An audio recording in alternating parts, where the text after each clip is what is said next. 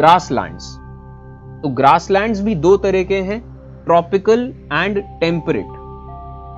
दुनिया में कई ऐसे इलाके हैं जहां पे कोई जंगल नहीं है, कोई बड़े बड़े पेड़ पौधे नहीं है, वहां पे दूर मैदानी इलाके हैं और सिर्फ घास पाई जाती है, घास और झाड़ियां।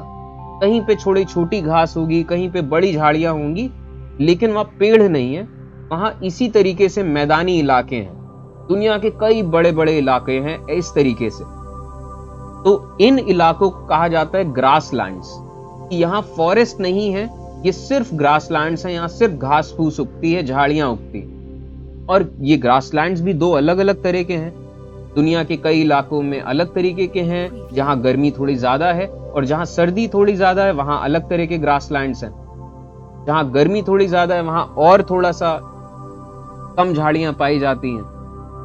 तो ये इस तरीके से हैं ये ग्रासलैंड्स हमारे दुनिया के अलग अलग हिस्सों में। और इन ग्रासलैंड्स को दुनिया के अलग अलग हिस्सों में पाए जाते हैं, तो इनका पूरे दुनिया में अलग अलग नाम है। नॉर्थ कोरिया या नॉर्थ अमेरिका में इन्हें प्रेरी कहा जाता है, यूरेशिया में इन्हें स्टेपी कहा जाता है, अर्जेंटीना में इन्हें पैम्पास कहा जाता है, साउथ अफ्रीका में इसे वेल्ट कहा जाता है।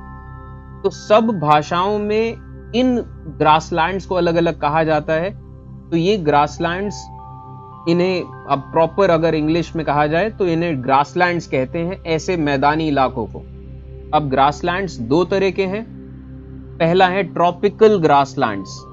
आप नाम से ही जान पा रहे होंगे कि ट्रॉपिकल इलाकों में, इक्वेटर के आसपास के जो ट्रॉपिकल इलाके हैं, जहां पे मॉडरेट या लो रेनफॉल होता है, वहां पे ट्रॉपिकल ग्रासलैंड्स पाए जाते हैं। और इसमें बहुत ऊंची घास होती है इन ट्रॉपिकल ग्रासलैंड्स में, कि जैसे कि आपको यहां दिखाया जा रहा है, ये इलाके हैं जहां पे ट्रॉपिकल ग्रासलैंड्स हैं।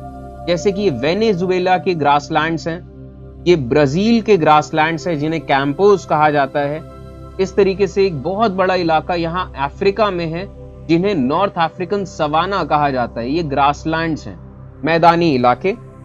और इसके बाद मतलब और भी हैं ग्रासलैंड्स जो अलग अलग इलाकों में, जैसे साउथ अमेरिका के पैम्पास, नॉर्थ अफ्रीका के सवाना, ये तो हम देख चुके हैं। साउथ अफ्रीका के सवाना, ये जो इस इलाके में है, जो ऑस्ट्रेलियन सवाना है, और यहाँ मंगोलियन स्टेपेज, ये सब भी ग्रासलैंड्स में आते हैं। और ये थोड़े से यहाँ वाले जो इलाके हैं, ये टेम्परेट ग्रासलैंड्स का हिस्सा हैं। ये जो मंगोलियन स्टेपीज हैं, कजाक स्टेपीज हैं, जो साउथ अफ्रीकन वेल्ट्स हैं, ये सब टेम्परेट ग्रासलैंड्स। और टेम्परेट ग्रासलैंड्स कहाँ हैं? मिड लैटिट्यूडनल जोन्स में, इंटीरियर ऑफ द कॉन्टिनेंट्स में। और इनमें बहुत कम घास उगती है, क्योंकि यहाँ बारिश भी कम होती है। जहां ज्यादा बारिश है वहां ऊंची घास है, जहां कम बारिश वहां बहुत छोटी घास है। जैसे कि आप यहाँ देख पा रहे होंगे मंगोलियन स्टेपीज, यहाँ पे बहुत कम बारिश होती है, बहुत लेस रेनफॉल है। तो बहुत लेस रेनफॉल है, इस वजह से यहाँ इस तरीके से मैदानी इलाके, बहुत कम घास उगती है यहाँ पे। अब बताता हूँ अपने पेड ये टीचमेंट कोर्सेज के बारे में। हमारे चैनल में दो तरह की ऑडियंस है, तो दोनों तरह की ऑडियंस के लिए दो अलग अलग बैचेस बनाए हैं। और इन बैचेस में पहला बैच जो है ये बनाया है क्लास 6 to 8 के लिए। इसमें हम पढ़ा रहे हैं मैथ्स एंड साइंस। का ऐप डाउनलोड करने के बाद आपको क्लासरूम आईडी डालने को कहा जाएगा। तो आप अगर ये क्लासरूम आईडी डालेंगे तो आप क्लासरूम में आ जाएंगे। दूसरा क्लासरूम है क्लास 11th 12th की एनसीईआरटी जिसमें कर रहे हैं हम। और 11th 12th की एनसीईआरटी करने के दौरान ही आपका क्लास 6 to 10 की एनसीईआरटी भी कवर होती है। 11th 12th की एनसीईआरटीज का कोर्स बिल्कुल यही चीज है और थोड़ा सा डिटेल में है। तो ये रही इसकी क्लासरूम आईडी। इसमें हम डिस्कस कर रहे हैं फिजिकल जियोग्राफी, हमने स्टार्ट किया है। और आपको सबसे पहले एक इंट्रोडक्शन देता हूं कि किस तरीके से ये टीचमेंट के लेक्चर्स होते हैं। तो टीचमेंट में जब आप जाएंगे तो पहला बैच क्लास 6 to 8, इसमें आपको रिकॉर्डिंग्स मिल जाएंगी जितने भी लेक्चर्स हमने लिए हैं। और अभी तक जैसे क्लास 7th साइंस का मोशन एंड टाइम हम कवर कर चुके हैं, ट्राइंगल्स प्रॉपर्टीज, क्लास 8 साइंस। तो इस तरीके से हम साइंस के और मैथ्स के लेक्चर्स ले रहे हैं। तो ये तो और इन सारे लेक्चर्स का आपको पूरा रिकॉर्डेड फॉर्म में वीडियोस मिल जाएगा। और इसके अलावा आपको यहाँ चैट बॉक्स मिलता है, चैट बॉक्स पे आप कोई भी क्वेश्चंस पूछ सकते हैं, नोटिस बोर्ड है और स्टडी मटेरियल है, जितने भी चैप्टर्स कराए जाएंगे टीचमेंट पे और यहाँ पे भी इन सब के पीडीएफ्स आपको मिल जाएंगे। दूसरा जो क्लासरूम है ये है class 11th and 12th geography का। फिजिकल जियोग्राफी हमने स्टार्ट करी है क्लास 11th की।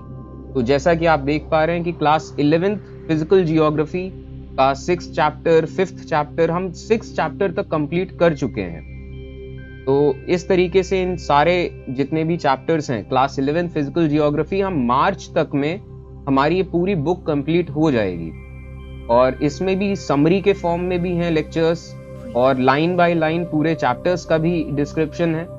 तो आधी बुक हम करीब कवर कर चुके हैं और मार्च तक में आपको पूरा फिजिकल जियोग्राफी क्लास 11th का मिल जाएगा। And class 11th physical geography के साथ ही आपको पूरा क्लियर हो जाएगा 6 से 10 की जो फिजिकल जियोग्राफी है ये भी कवर आपका हो जाएगा। और इसमें भी आपको पूरा स्टडी मटेरियल मिलेगा। अभी तक जितने हम 5-6 चैप्टर्स कर चुके हैं इन सब का पीडीएफ भी आपको मिलेगा। और ये सब कुछ आपको मिलेगा ₹250 पर मंथ पे। और ये मेरा यूपीआई आईडी है, इस यूपीआई आईडी पे आप पेमेंट कर सकते हैं और क्यूआर कोड है ये। और पेमेंट करने के बाद आपको 1 महीने के लिए पूरा ये सब्सक्रिप्शन मिल जाएगा। आप सारे रिकॉर्डेड फॉर्म में वीडियोस देख सकते हैं, स्टडी मटेरियल डाउनलोड कर सकते हैं, ये सब कुछ कर सकते हैं। और जब आप पेमेंट करें तो एक और खास चीज, आप अपना नाम और क्लास बता दीजिएगा कि हमें थोड़ा सा सहूलियत रहे कि आपका पेमेंट रिसीव करने में। तो ये हमने बेसिकली एक थोड़ा सा आउटलाइन देखा अपने टीचमेंट कोर्सेज का।